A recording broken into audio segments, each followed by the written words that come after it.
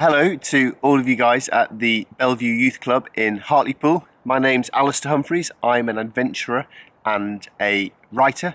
I'm speaking today from my local woods where I brought my new book that I'm editing. So when I write some chapters, I then print them out, bring my red pen and go scribble all over them like a teacher doing homework saying, this is rubbish, this is rubbish. But then, unlike a teacher, I'm then the pupil, have to go away and rewrite it all again. So yeah, come to the woods, write my books, and today I've got a nice break from that to answer the questions you guys have put to me about my adventures. So thanks very much for sending them through. They're fantastic questions. I've got them here on my phone. I will answer them to you now.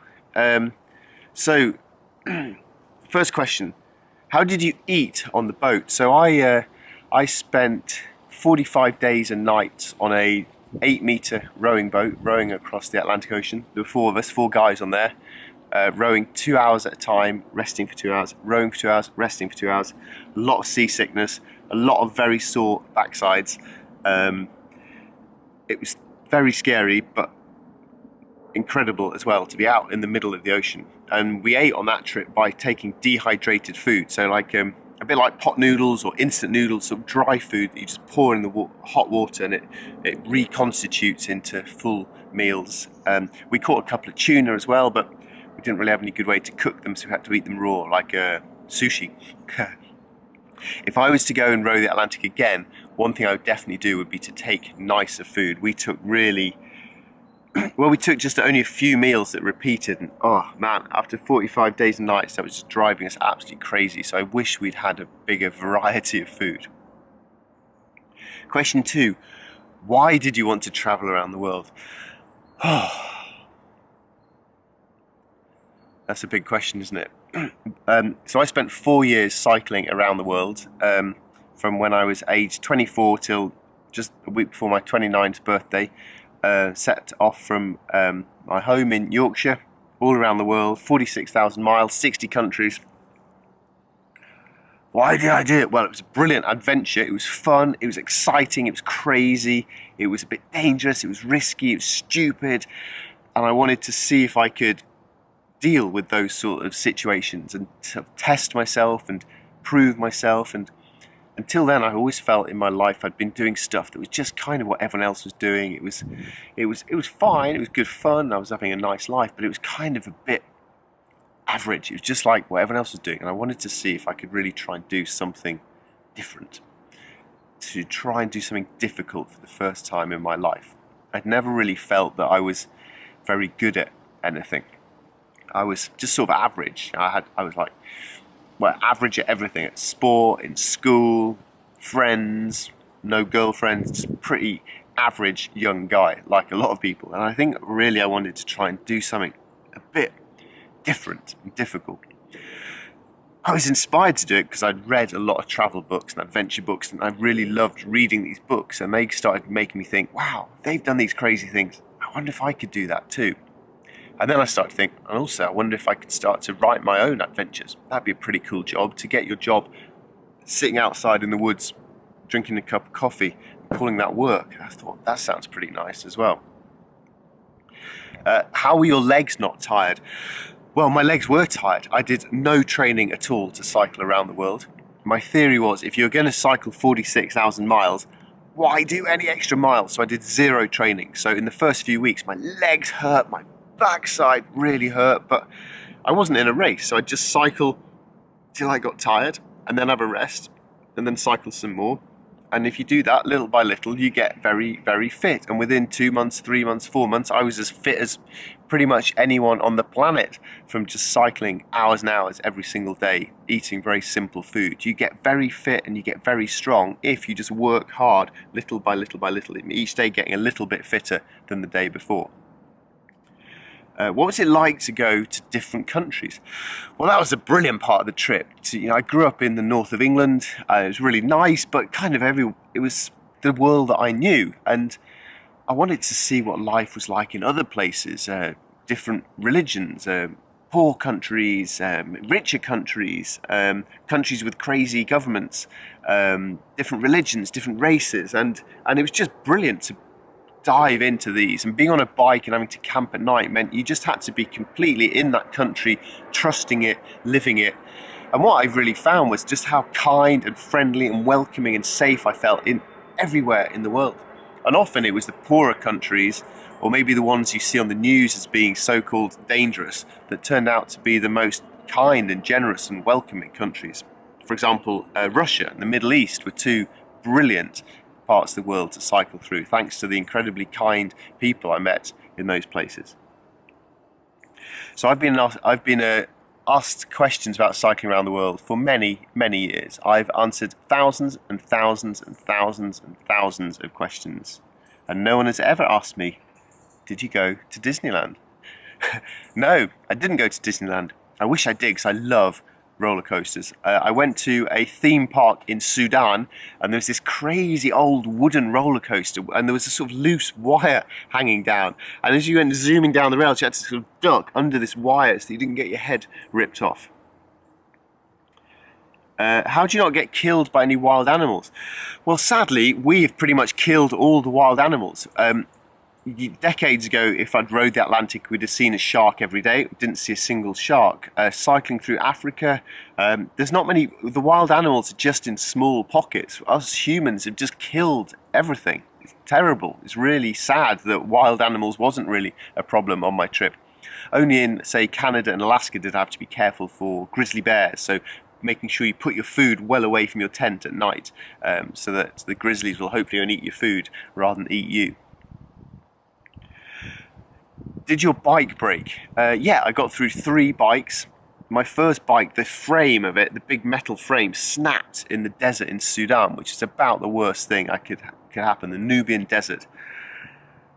So I had to walk for a couple of days, pushing my bike through the sand, until eventually I found a little village in the middle of nowhere, and there was a guy there, Abdullah, he was the local biscuit maker, and he was also the local bed maker. So he had a welding torch, and he could weld my bike with the welding torch and fry it back together. He did a really bad job, but it kind of held it together.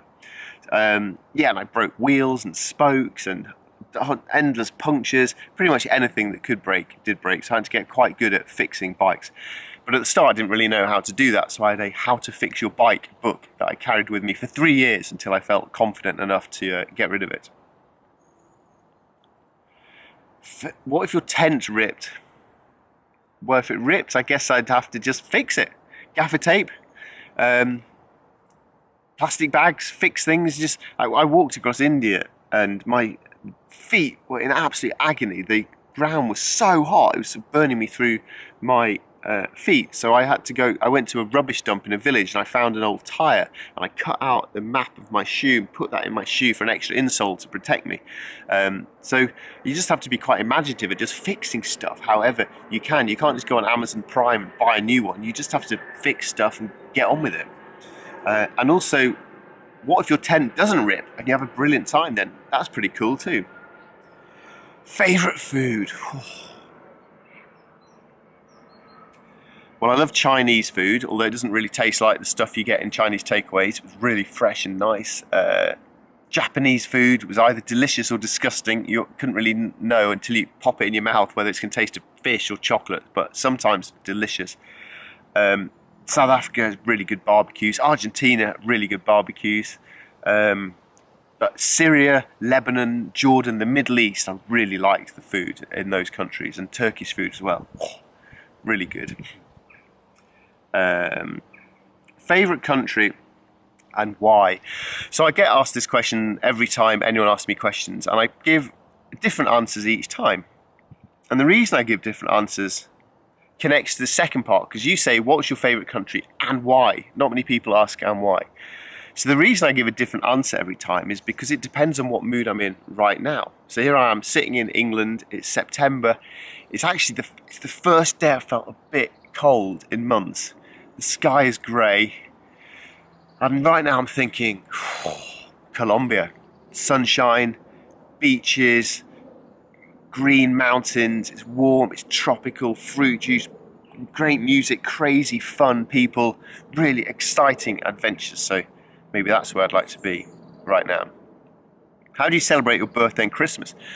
Well, birthdays were rubbish because they were, to be honest, just lonely and made me realise that I was missing my friends and family. Although I did in Chile, I gave a talk in a school and I got asked this question. I said I didn't do anything, and then I was staying with a teacher, and the next day was Saturday, and a bunch of little kids of 7, 8-year-olds came knocking on the door and they made me a cake, and I had a birthday party with them in Chile. Christmases were weird because the first one was in Jordan, which is a Muslim country, so it wasn't Christmas, it was just Tuesday. Had one Christmas in Japan, which also doesn't really do Christmas. Everyone just goes for KFC, so they were pretty sad, those kind of days. Did you make any friends, and do you still keep in touch with them? Well, I made loads of friends. I mean, on the smallest level, like you turn up at some cafe and get chatting to a bunch of truck drivers, and you have a brilliant time for an hour, and then you never see them again. Does that count as friends? It sort of did at the time. Or loads of times around the world I get invited to stay in people's homes, from rich palaces all the way down to literal mud huts where I was sleeping on the floor, and I had a really good time with all these people over the evening and then leave the next day. So short friendships. And that was the sad thing about cycling around the world, was there's always very short relationships. You meet someone, you really connect with them, you think, I like this person, and then you're gone, boom, down the road, a stranger again. So I didn't really keep in touch with many of them. A couple of them I did. I met a guy in Kazakhstan, stayed with them, his family, while I was trying to get a visa for Iran, and then became good friends with him, and later on I went to cross Iceland on an expedition in a packraft with him, so we became good friends. But generally it was sort of good friends and then gone. How many miles have you travelled? Well, cycling the world was 46,000 miles. Rowing the Atlantic, 3,000. I walked 500 miles across India. I walked 500 miles through Spain with no money and only my violin, even though I can't play my violin. That is a good adventure, to busk, to get out a musical instrument and stand in a town square and dare yourself to look like an idiot. That is frightening. That really is adventure. I've done a video of that, by the way. It's on YouTube, called My Midsummer Morning. You might have a good laugh at how bad I am. How do you wash your clothes? Either, well, quite often just by jumping in a river or a lake, or by rinsing them under a tap. Occasionally, if I would go to a cafe somewhere, go into the toilet, and I'd quickly whip off my shirt, and you know those sort of soap dispensers, get the soap dispenser, wash my hair, armpits, give the shirt a quick rinse it all out, clean my armpits, rinse my hair under the tap, squeeze out the shirt, soaking wet, just walk casually out the front door and let it dry as you get back on your bike. So yeah, it was pretty smelly. How many trips have you been on? Well, I spent about 10 years doing big adventures, but then I moved to what I call micro adventures, short, simple, local, cheap, affordable adventures, thinking, what can you do from when you finish school until you got to go back to school on Monday morning, or when you finish work, what can you do overnight? Trying to fit small local adventure in around life, because adventure doesn't have to just be going off around the world for 4 years. We can all find adventure close to where we live, and I know where you guys live in Hartlepool. You're not far from some really beautiful countryside, so you can find adventures. And so to answer the question of how many trips I've been on hundreds, because I just keep having adventures, even though I've stopped doing the giant expeditions. Would you cycle around the world again? You know, I'm so glad I cycled around the world. It was the best, hardest 4 years of my life. But ever since I finished it, I've always thought, I don't want to do that again. Once was enough. But I have to say, just the last 2 or 3 years, I'm 45 now, I'm getting quite old. Look how bit grey my beard's going. I'm 45 now. I'm starting to think, I might do that again. I might get on the bike and just go. Who knows? But I think I wouldn't go.